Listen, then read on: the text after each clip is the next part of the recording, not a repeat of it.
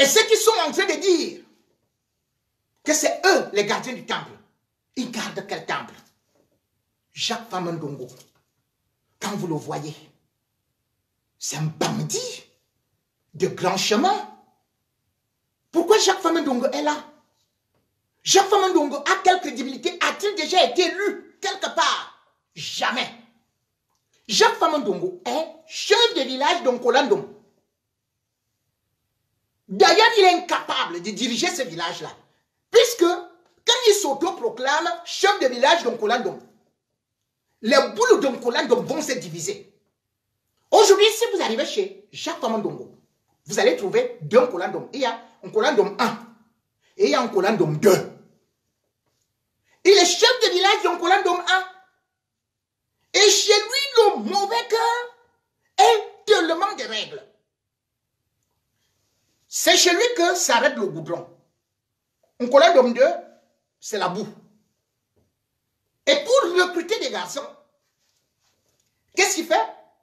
Dès que vous réussissez le bac, tout ce que Famandongo cherche à faire de vous, soit il vous recrute dans les sectes, en vous disant qu'il vous paye les études, donc 50 000 francs pour aller à l'université. Voilà le mal qu'il fait. Lorsque vous voyez comment est-ce que Famandongo a détruit le Sud, toutes les élites du Sud ont été détruites par Famandongo. L'homme le plus intelligent du Sud, c'était Désiré Ngo. Où est Ngo? C'est Famandongo qui l'a mis en prison. L'un des hommes les plus aimés de la région du Sud, c'était le professeur Gervais Mendozé. Parce qu'il était généreux. Parce que Famandongo, lui, c'est un égoïste. En dehors du petit hôtel qu'il est parti construire là, qu'est-ce qu'il a déjà fait dans son village? Rien du tout. Que la sorcellerie. C'est Mendozé qui donnait à manger au boulot. De chez lui. Mais il a tout fait pour faire jeter Mendozé en prison. Alors que l'affaire du satellite, l'argent qui a été détourné, 5 milliards, c'est Jacques Famandongo qui portait ça dans des sacs bandons. J'ai eu des témoignages. Et quand j'ai eu des témoignages, Jacques Famandongo m'a fait convoquer au ministère de la Communication. Où lui-même, il a demandé à ses conseillers de me verser ma part pour que je me taise. J'ai refusé de prendre de l'argent de Jacques Famandongo. C'est pour ça que Jacques Famandongo a décidé qu'il était ministre de la Communication, que je suis suspendu à vie, que je n'exercerai plus. Ils se sont réunis dans leur régime et c'est de là qu'ils ont sorti. Vous vous rendez compte? Une loi qui n'a jamais existé.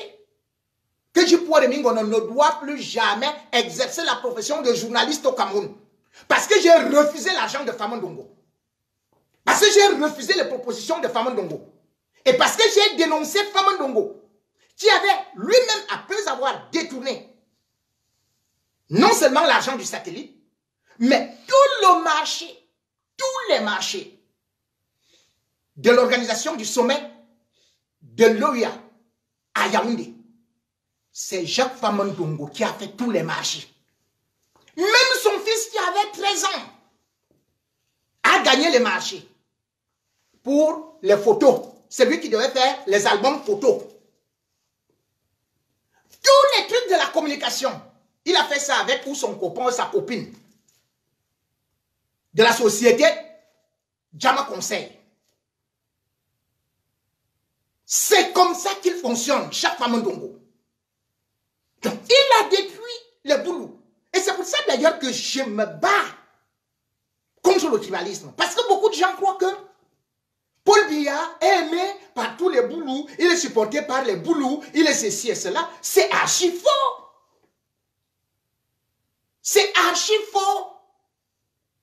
L'un des hommes qui est l'un des fervents opposants dans la presse, dans les mouvements de libération des prisonniers, c'est Joël Didier Ngo.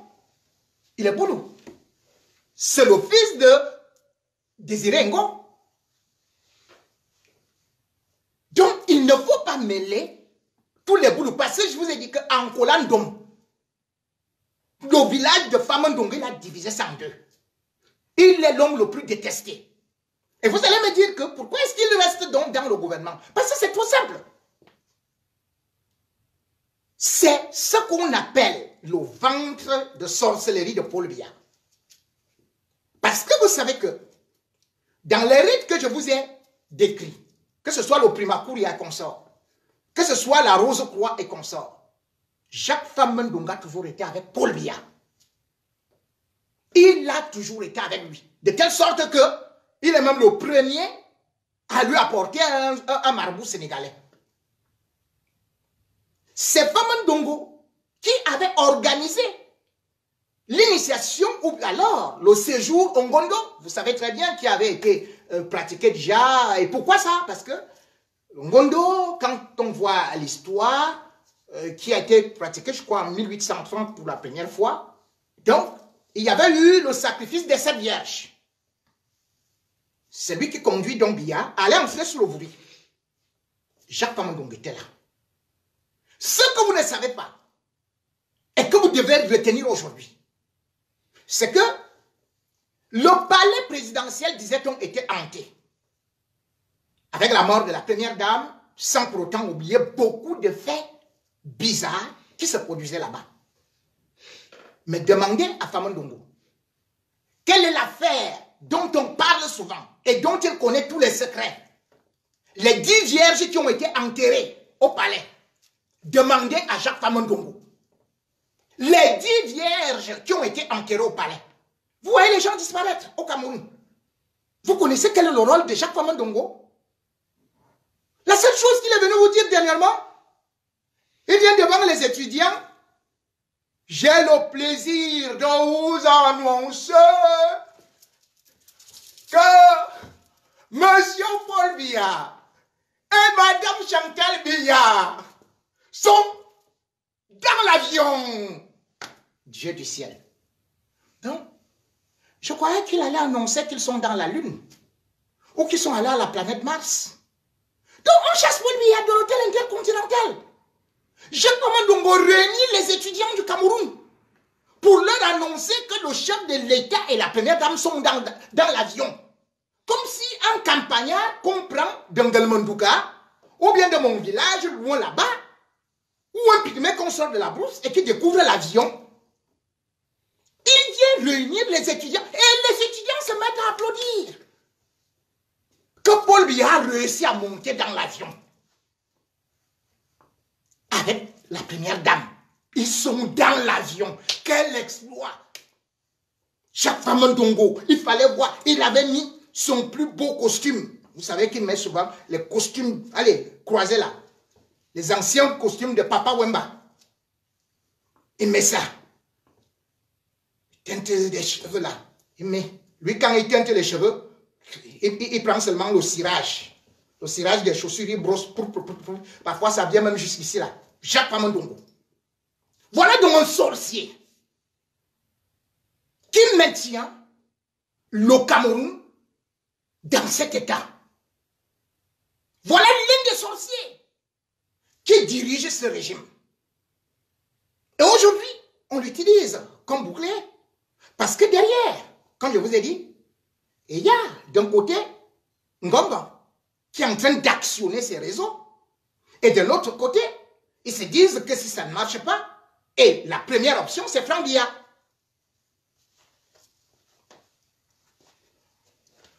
Où sommes-nous? Quand Maurice Kamto se lève donc pour décrier la forfaiture, puisque c'est son rôle, Biya doit assumer ses fonctions présidentielles. Nous sommes en état de crise. Nous sommes en guerre.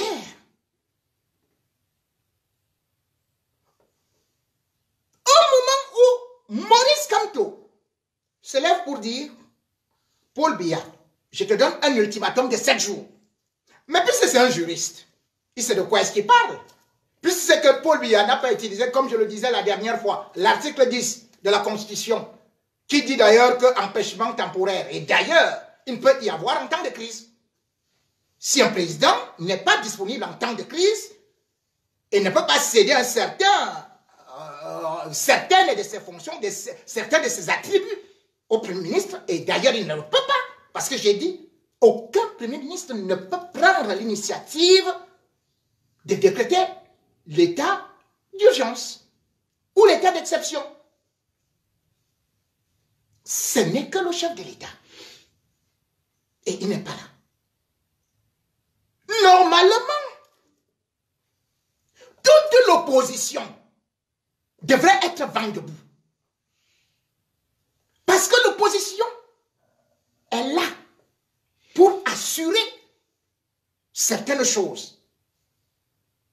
Mais non, on préfère plutôt nous dire que non, c'est que Paul Biya dit, il va réapparaître. Mais réapparaître, et puis ça va faire quoi? Il va réapparaître quand il y aura des morts de coronavirus. Il va réapparaître quand il y aura la famine, puisque aujourd'hui, les denrées alimentaires du Cameroun ont marché. On ne peut plus y toucher. Parce que les prix sont très élevés. Les gens vont donc mourir de faim. Il va réapparaître à la fin de la guerre contre Boko Haram, là où il n'est jamais parti depuis qu'il a déclenché lui-même la guerre, en 2014, ici, à l'Élysée. Il va réapparaître quand tout le monde serait déjà mort dans les régions anglophones. Avez-vous vu Paul Biya un seul instant aller demander ce qui se passe au nord-ouest, au sud-ouest? Avez-vous vu Paul Biya un seul instant aller décorer ces gens qui meurent pour la patrie, dit-on, l'armée? A-t-il consolé les familles des victimes lorsqu'on voit ces jeunes qui tombent comme des mouches, laissant femmes, bébés et tout leur avenir, toute leur famille, dans une solitude inouïe? Avez-vous vu Paul Biya lorsque les gens sont morts à Ezeka, lors de cette catastrophe? Quel est ce président qui a encore des pierres comme ça? Paul Biya, qu'on nous présente aujourd'hui, n'existe pas. Qu'il réapparaisse ou pas. D'ailleurs, on peut fabriquer un sosie. Vous aimez entendre que, oui, Paul Biya, c'est comme un dieu et tout, il va réapparaître. Non, c'est en temps de crise qu'on connaît les vrais présidents. Jacques Ndongo a voulu nous faire croire que Paul Biya était le créateur. Nous sommes les créatures de Paul Biya. Ce mot n'a été utilisé que dans l'Égypte antique, où les ministres prenaient Osiris comme le créateur, on l'appelait le dieu créateur. Il était en même temps président. Et pourquoi est-ce qu'on appelait Osiris dieu créateur? Parce qu'on disait que Osiris, selon ce qu'on raconte, eh bien, il régnait en Égypte, il a acquis le trône d'Égypte, et par la suite, il a été tué par son frère Seth. Et lorsqu'il a été assassiné, son frère a découpé son corps en 36 morceaux, qu'il a jetés dans toute l'Égypte. Et sa femme, qui était d'ailleurs sa sœur Isis, s'était levée, parce qu'elle n'était pas là, lorsqu'elle a découvert qu'on a tué son frère, son mari. Elle a commencé à chercher des corps dans toute l'Égypte. Et elle a trouvé tous les morceaux, sauf un seul, le phallus, qui avait été mangé par un poisson. Mais elle avait réussi à réunir les morceaux, et c'est comme ça qu'elle a ressuscité Osiris. Osiris est donc devenu le dieu de la résurrection. Parce que quand il y avait des malheurs en Égypte, les Égyptiens invoquaient Osiris qui a le symbole du faucon. C'est-à-dire que ce soit les épidémies, les pandémies, comme vous voyez là. On partait plutôt invoquer le dieu, le roi dieu Osiris, qui est devenu le dieu Donc, il soulageait les Égyptiens. Et on l'appelait le créateur. Les autres disaient, nous sommes ces créatures. Puisque par la suite, il va transmettre le pouvoir à son fils Horus. Donc aujourd'hui, c'est Franck Biya qui est Horus. Mais où sont donc les miracles de Paul Biya? Qu'est-ce que Paul Biya donne au peuple camerounais? L'a-t-il soigné? Voici donc une épidémie. Puisque Jacques Famondongo a dit que nous sommes ses créatures, que lui il est sa créature, tout ce monde qui s'écroule là, que Paul Biya fasse donc des miracles. Sauf qu'aujourd'hui, c'est Paul Biya qui est quasiment mort.